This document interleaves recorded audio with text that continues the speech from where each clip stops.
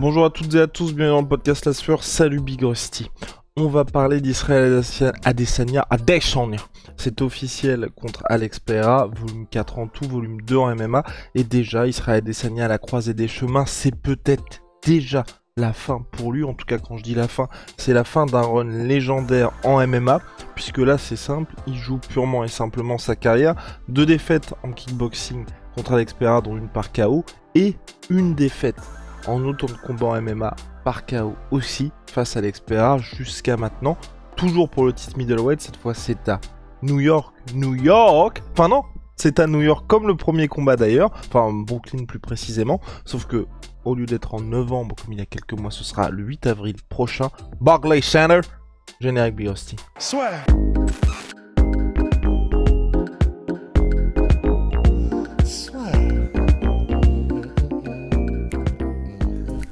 Entre dans l'octogone avec Unibet. Qui sera le vainqueur du combat?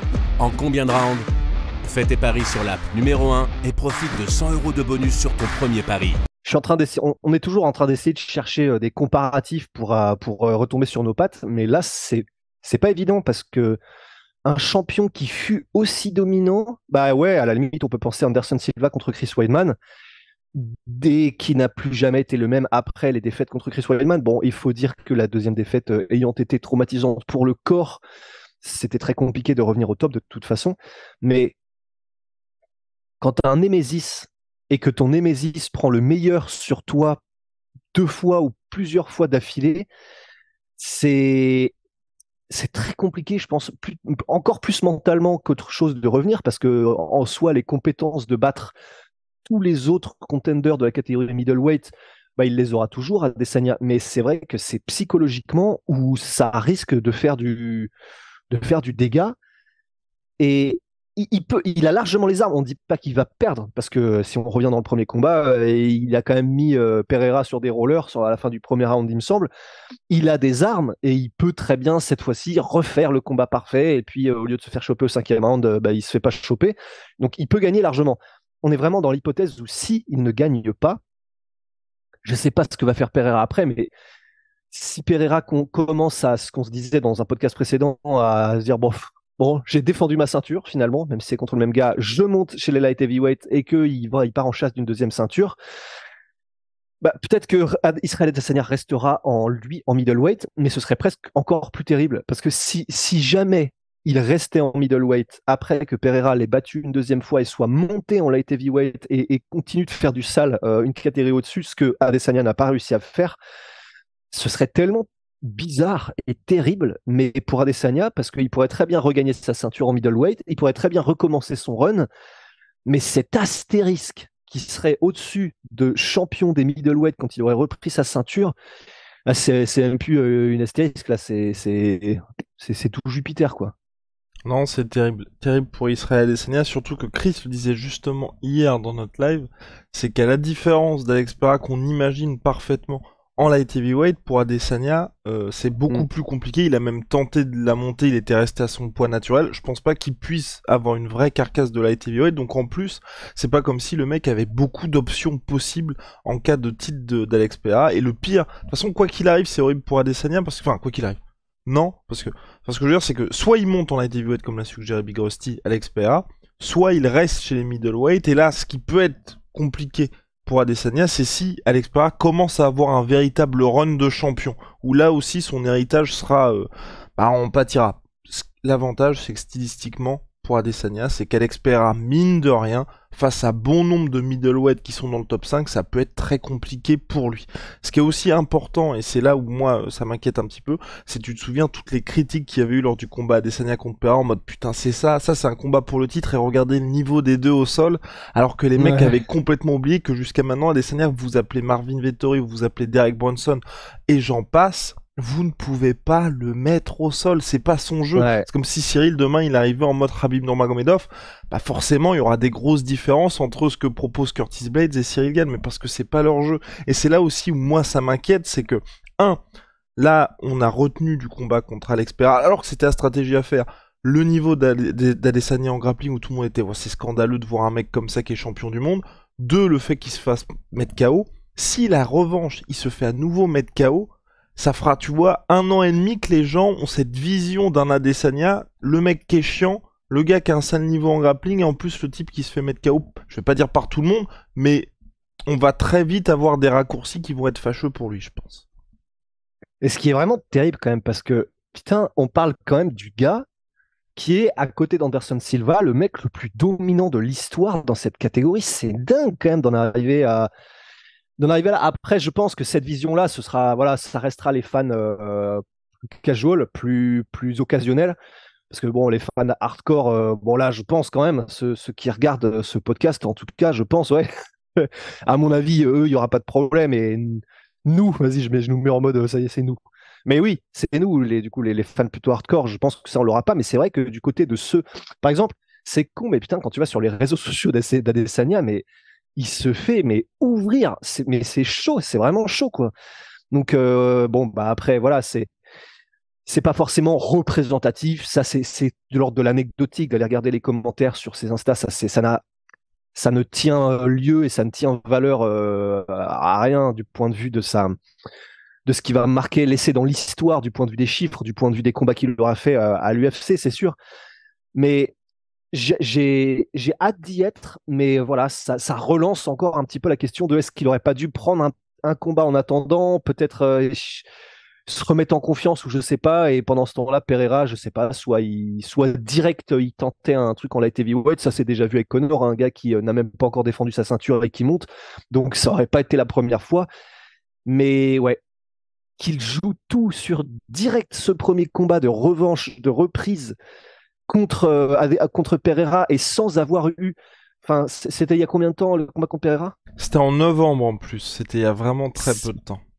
C'était en novembre, donc il n'a pas révolutionné son game, hein, là en si peu de temps. Et S'il surtout qu'il avait. met tout dans ce combat. Surtout qu'il Mais met c'est tout parce ça! que Chris en parlait aussi très justement et c'est vrai qu'on est dans une Putain, j'aurais dû situation le regarder ce live. différente de Max Holloway contre Volkanovski. Parce que Max Holloway contre Volkanovski, il jouait énormément, mais Volkanovski a toujours eu cette attitude.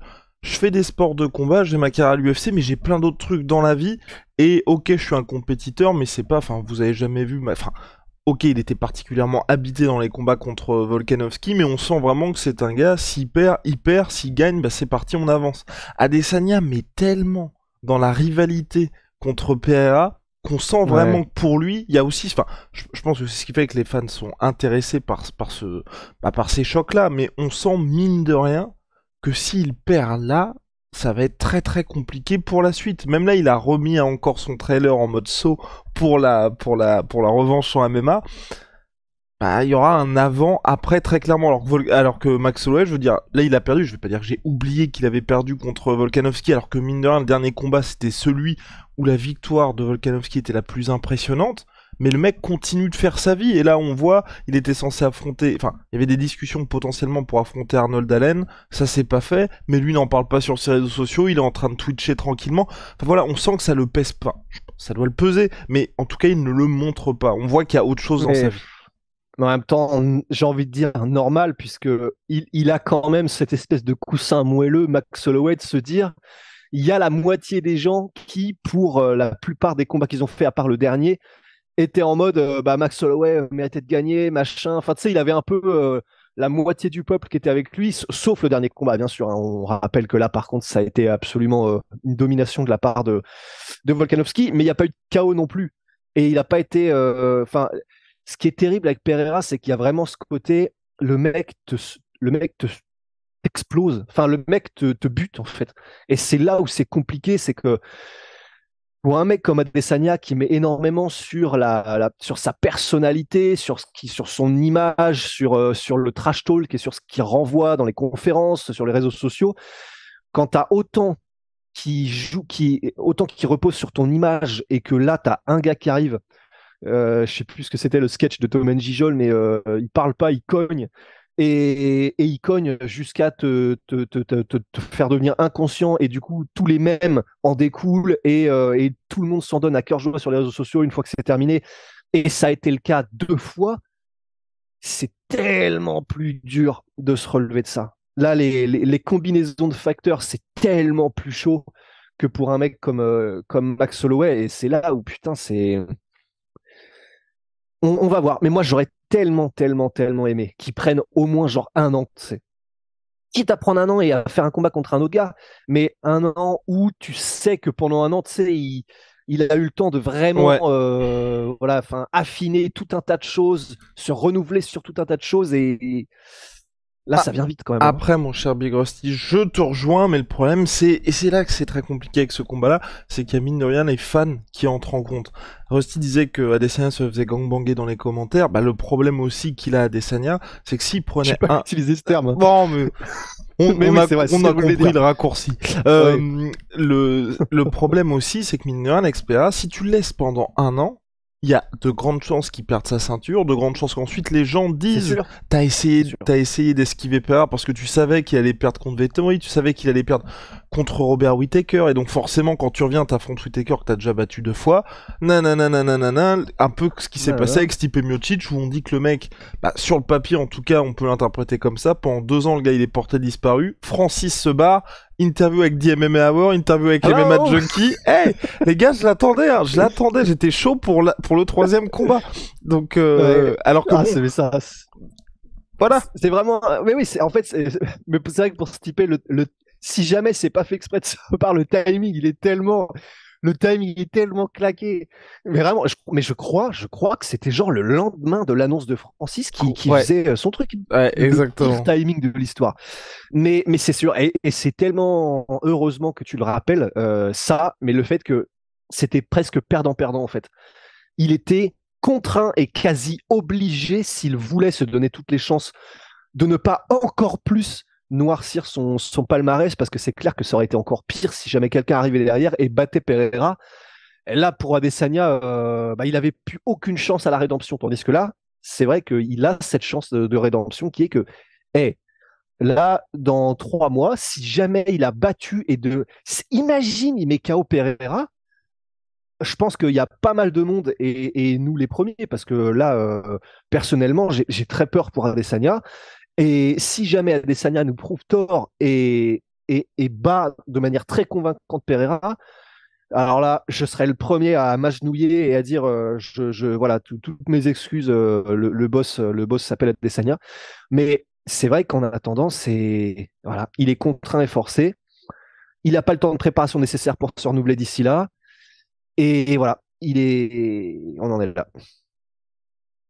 Affaire à suivre. En tout cas, Big Rusty, moi j'ai très peur. On est dans des conditions différentes. Il fallait qu'il prenne ce combat-là. Je trouve aussi, comme toi, que c'est beaucoup trop court. On est dans une situation similaire, mais c'est pour ça que je dis, ça n'a rien à voir en termes de style, à Usyk Joshua. Joshua perd le premier combat contre Usyk, mais il a pas le choix, il doit prendre ce combat-là très rapidement parce que le sport avance, il y a des ceintures en jeu, et donc forcément, il faut avoir cette revanche immédiate, sauf qu'on savait tous, pour Usyk Adesanya, pour Usyk Joshua, que Joshua n'allait pas avoir le temps de faire les ajustements nécessaires, et certes, ça a été bien mieux pour lui lors de la revanche, mais il a quand même perdu pour Adesanya, j'ai un peu peur de ça aussi. Entre novembre, avril, quand vous avez subi une défaite aussi traumatisante, et qu'on a l'impression, parce que c'est toujours la même chose, Rusty le dit, c'est important, que ce qu'Adesanya nous a montré sur les réseaux sociaux, c'était qu'il prenait surtout du temps pour lui, plus que le mec qui était à la salle H24 avec Eugene Berman en mode bon, on va essayer de craquer le puzzle. Là, j'ai vraiment l'impression que il est revenu au sport, juste au sport, depuis la fin janvier. Pour préparer une échéance de ce type, c'est peut-être un peu compliqué.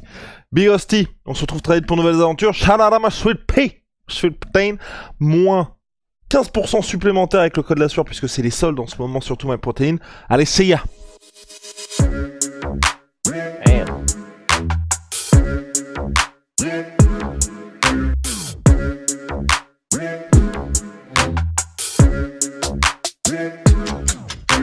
I'm fucking coming for you!